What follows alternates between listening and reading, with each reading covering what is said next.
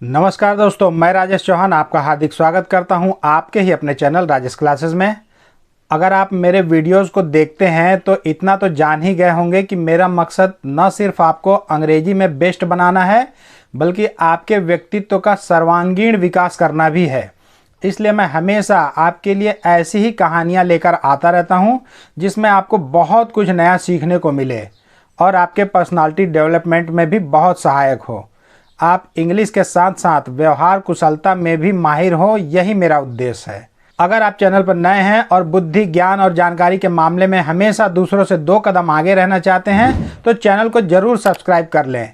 आज एक बार फिर आपको एक लाइफ चेंजिंग सीख तो मिलेगी ही, साथ ही इस कहानी के माध्यम से आप बेस्ट इंग्लिश नॉलेज भी पाने वाले हैं, जो कि इंग्लिश के मामले में भी आपको दूसरों से बिल्कुल अलग बनाएगा। क्योंकि इस कहानी के दौरान हम नए नए वर्ड्स की यूनिक मीनिंग को तो जानेंगे ही, साथ साथ ग्रामर और टेंस के पोर्शन को भी बड़ी ही बारीकी से कवर करते जाएंगे। इसके अलावा मैं आपको यह भी बताता जाऊंगा कि किसी वर्ड का सही प्रोनाउंसिएशन क्या होता है, इसलिए कॉपी पेन भी साथ में रख लेंगे तो और अच्छा हो जाएगा। आज मैं आपको बहुत सी ऐसी नई बातें बताने वाला हूं जिसके बारे में शायद ही आपको किसी ने आज से पहले बताया होगा। उसे कॉपी में राइट डाउन करते जाइएगा। तो ज़्यादा समय न लेते हुए चलिए आज की इस बेहद रोचक कहानी को शुरू करते हैं। आज की कहानी का शीर्षक है द कारपेंटर। कारपेंटर मतलब होता है बढ़ई, सुतार। तो एक बढ़ई की कहानी है, कारपेंटर की कहानी है। यहाँ पे आर से तुरंत पहले वाउल्स लगा हो या इस आर से पहले भी एक वाउल्स लगा है, इसलिए इन दोनों आर को हम आधा उच्चारित करेंगे या बिल्कुल उच्चारित नहीं करेंगे, क्योंकि नियम यही कहता है कि आर से पहले कोई वाउल्स हो तो वहाँ पे आर को पूरी तरह से उच्चारित नहीं किया जाता है। तो कारपेंटर। वंस मतलब एक बार, 2 brothers lived on adjoining farms. 2 brothers, 2 भाई, लिव्ड रहते थे। इसको लाइव भी पढ़ सकते हैं, लीव भी पढ़ सकते हैं, दोनों सही है। रहते थे, ऑन मतलब पर, एडजॉइनिंग, एडजॉइनिंग मतलब होता है साथ लगा हुआ, एक साथ लगा हुआ। फार्म्स, फार्म्स मतलब होता है खेत। तो एक साथ लगे हुए खेत पर 2 भाई एक साथ रहते थे, मतलब उन दोनों के खेत आसपास में ही थे। वन डे, एक दिन, they had a quarrel and stopped speaking. एक दिन उनके बीच में क्वेरल हो गया, लड़ाई हो गया, झगड़ा हो गया। क्वेरल मतलब लड़ाई झगड़ा, और स्टॉप्ड स्पीकिंग और बोलना बंद कर दिए, और वो दोनों बोलना बंद कर दिए। यहाँ पे जो हैड है ना, ये हेल्पिंग वर्ब के रूप में न इस्तेमाल होकर एक अधिकार सूचक शब्द के रूप में इसका इस्तेमाल किया गया है कि उन दोनों के बीच, उन दोनों में लड़ाई हो गया और वो दोनों बोलना बंद कर दिए। डे लेटर, कुछ दिनों बाद, a carpenter said to the elder brother. एक बढ़ई, एक सुतार कहा, टू द एल्डर, एल्डर मतलब होता है बड़ा, उम्र में बड़ा भाई। ब्रदर मतलब भाई, उम्र में बड़े भाई जो था, तो बड़े भाई को एक बढ़ई ने कहा, I am looking for some work.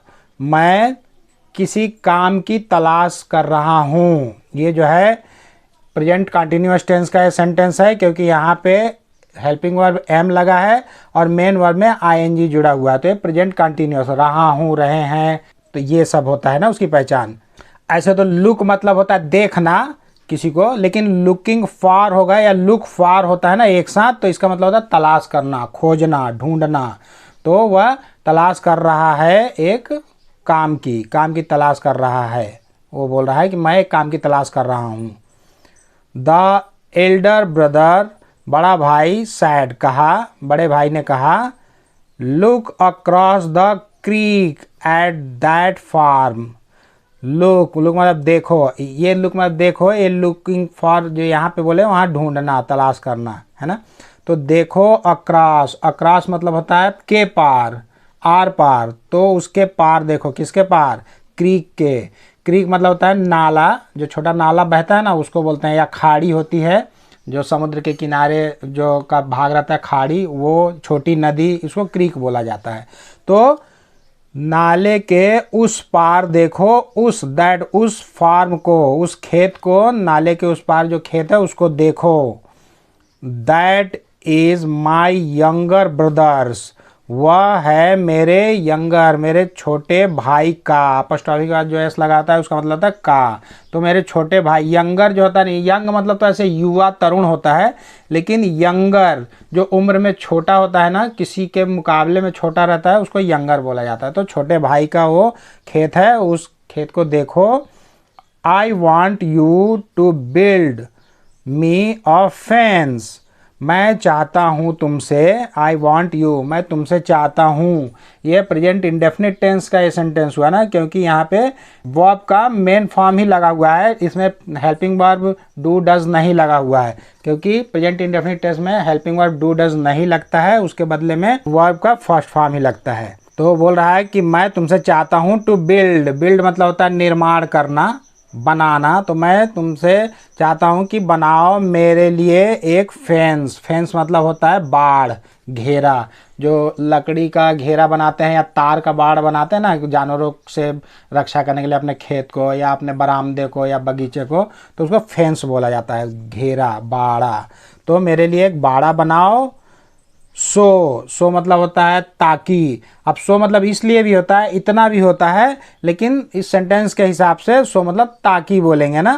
ताकि I won't need to see his farm, ताकि मुझे उसके फार्म को देखने की ज़रूरत नहीं होगी, नहीं पड़ेगी। वो बोल रहा है कि मेरे लिए, मैं चाहता हूँ कि तुम मेरे लिए एक बाड़ा बनाओ ताकि मुझे कोई ज़रूरत नहीं होगी। जो वांट है ना, वो विल नॉट का कॉन्ट्रैक्शन फॉर्म है ना, तो मुझे ज़रूरत नहीं होगी, नहीं पड़ेगी टू सी, देखने की, उसके फार्म को, उसके खेत को ज़रूरत नहीं पड़ेगी देखने की, इसलिए तुम मेरे लिए एक बाड़ा बना दो। The carpenter nodded his head, carpenter ने, बढ़ई ने अपने सर को हिलाया। नोड, नोड मतलब होता है सर हिलाना, सहमति में सर हिलाना या ऊँघना, झपकी में भी कोई ऐसे ऐसे सर को झटकता है ना, उसको भी नोड ही बोलते हैं। तो इसका मतलब सर हिलाया अपना सहमति में कि हाँ ठीक है मैं बना दूंगा।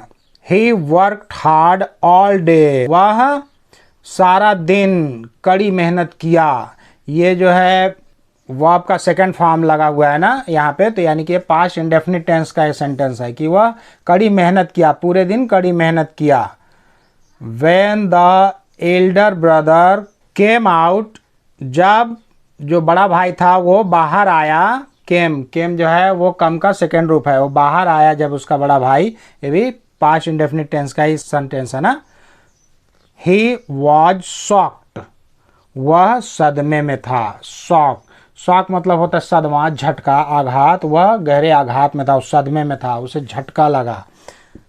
इंस्टीड ऑफ द फेंस, बाड़े के बजाय, इंस्टीड ऑफ, इंस्टीड ऑफ मतलब होता है के बजाय, की जगह, के बदले में, इंस्टीड ऑफ। तो बाड़े के बदले में, बाड़े की जगह जो घेरा था, घेरा बनाने के लिए वो उसे बोला था, तो घेरा बनाने की जगह the carpenter had made a bridge connecting both the farms, जो बढ़ई था वो हैड मेड बना दिया, अ ब्रिज एक पुल, कनेक्टिंग बोथ, बोथ मतलब दोनों, द फार्म्स दोनों खेतों को जोड़ते हुए, कनेक्ट मतलब जोड़ना, कनेक्टिंग जोड़ते हुए, ये कंटिन्यूअस फॉर्म में लिखा हुआ है ना, तो दोनों खेत को जोड़ते हुए एक ब्रिज बना दिया, एक पुल बना दिया। ये जो है हैड मेड, ये पास्ट परफेक्ट टेंस का एक सेंटेंस है ना, क्योंकि यहाँ पे हेल्पिंग वर्ब हैड लगा है और मेक का थर्ड फॉर्म लगा हुआ है, तीसरा रूप लगा हुआ है। तो ये पास्ट परफेक्ट टेंस का सेंटेंस है कि उसने ब्रिज बना दिया दोनों खेत को जोड़ते हुए। एट दैट मोमेंट, उसी पल, उसी क्षण, मोमेंट मतलब होता है पल, क्षण, समय, ठीक उसी समय the younger brother came there, जो छोटा भाई था वो आया, वहाँ पे आया, उसी समय, ठीक उसी समय उसका छोटा भाई उस पुलिया से वहाँ आया। एंड हग्ड द ब्रदर, और अपने भाई को गले लगा लिया। हग मतलब गले लगाना, आलिंगन करना, तो वो छोटा भाई जो उसका आया और अपने बड़े भाई को गले लगा लिया। ही सैड, वह बोला, brother I admire you for building this bridge, भाई भैया मैं आपकी प्रशंसा करता हूँ। एडमायर, एडमायर मतलब प्रशंसा करना, सराहना करना, आदर करना भी होता है, तो मैं आपका आदर करता हूँ, ये जो है प्रेजेंट इंडेफिनिट टेंस का ही सेंटेंस है ना, क्योंकि आई एडमायर यू लिखा हुआ है ना वर्ब का कोई फॉर्म लगा है यहाँ पे, ना कोई हेल्पिंग वर्ब लगा है, तो इसका मतलब प्रेजेंट इंडेफिनिट टेंस है ये। तो मैं आपका आदर करता हूँ, सम्मान करता हूँ। फॉर के लिए बिल्डिंग, बनाने के लिए। बिल्डिंग मतलब निर्माण करना, बनाना तो होता है, ये इमारत भवन भी होता है ना, लेकिन यहाँ पे सेंटेंस के हिसाब से हम भवन नहीं बोलेंगे, बनाना बोलेंगे। तो ये बनाने के लिए, दिस ब्रिज, इस पुल को बनाने के लिए मैं आपकी प्रशंसा करता हूँ। After all that was sad and done, इतने सब चीज कहने और करने के बाद भी आपने ये ब्रिज को बनाया, इसके लिए मैं आपका आदर करता हूँ, सम्मान करता हूँ। बोथ वर वेरी हैप्पी, दोनों थे बहुत खुश, दोनों बहुत खुश थे। When the elder brother looked around to thank the carpenter, जब, when मतलब जब बड़ा भाई looked around, चारों तरफ देखा, to thank, धन्यवाद करने के लिए, the carpenter, उस बढ़ई का धन्यवाद करने के लिए जब बड़ा भाई चारों तरफ देखता है, अराउंड, अराउंड मतलब होता है चारों तरफ, इर्द गिर्द, अगल बगल, तो जब उस बढ़ई का धन्यवाद करने के लिए उसका बड़ा भाई चारों तरफ देखता है, ही हैड डिसअपीयर्ड, वह गायब हो गया था। ये भी जो है पास्ट परफेक्ट टेंस का ही सेंटेंस है, क्योंकि यहाँ पे हेल्पिंग वर्ब हैड लगा है और डिसअपीयर का थर्ड फॉर्म लगा, डिसअपीयर्ड। डिसअपीयर्ड मतलब होता है अदृश्य हो जाना, गायब हो जाना। जैसे अपीयर मतलब होता है प्रकट होना, तो डिस, ये जो प्रत्यय लगा ना, प्रीफिक्स लगा है, तो इसका मतलब हो गया कि वो गायब हो गया वहाँ से। जब वो देखता है तो ही हैड, वो गायब हो चुका था। ही हैड डिसअपीयर्ड, वह गायब हो चुका था।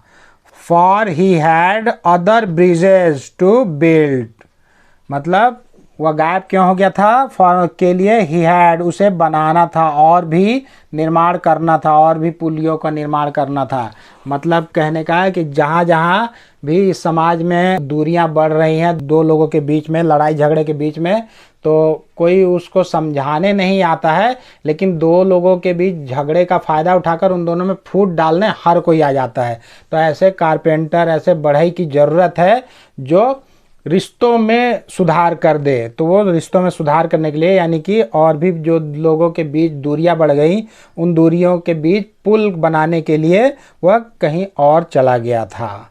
इसका कहानी का यही मतलब निकला, और मोरल ऑफ द स्टोरी यही है, नैतिक शिक्षा ये कहती है कि good people always love to help, अच्छे लोग, पीपल लोग, अच्छे लोग हमेशा लव टू हेल्प, मदद करना पसंद करते हैं। अच्छे लोग हमेशा किसी की मदद करना पसंद करते हैं, उनको मदद करने से प्यार होता है। मतलब वो चाहते हैं कि लोग एक दूसरे से अच्छे से रहें, मिलजुल के रहें, कोई दूरी बैर बैमनस्य ना करे। ये अच्छे लोग की पहचान है। और जो बुरे लोग रहते हैं, जो घटिया लोग रहते हैं, वो जले पे नमक छिड़कते हैं, लोगों के बीच के घाव को और कुरेद देते हैं और उकसाते हैं। तो ऐसे लोग से हमेशा दूरी बना के रखना चाहिए, और इस कारपेंटर, इस बढ़ई की तरह अपनी सोच को रखना चाहिए। दो लोग के बीच में पुलिया बनाने का काम करना चाहिए। तो इस वीडियो में आज के लिए बस इतना ही। यदि आज का लेसन आपके जीवन में ज़रा सा भी वैल्यू ऐड किया होगा तो कृपया वीडियो को लाइक करें, चैनल को सब्सक्राइब करें और बेल आइकॉन को प्रेस करके ऑल पर सेट कर लें, ताकि मैं जब भी इस तरह के कोई वीडियो अपलोड करूं तो उसका नोटिफिकेशन सबसे पहले आपको मिल सके। तो बहुत जल्द मिलते हैं एक और मज़ेदार और ज्ञानवर्धक वीडियो के साथ। तब तक के लिए आप लोग अपना ध्यान रखें, खुश रहें, मस्त रहें, स्वस्थ रहें। नमस्कार।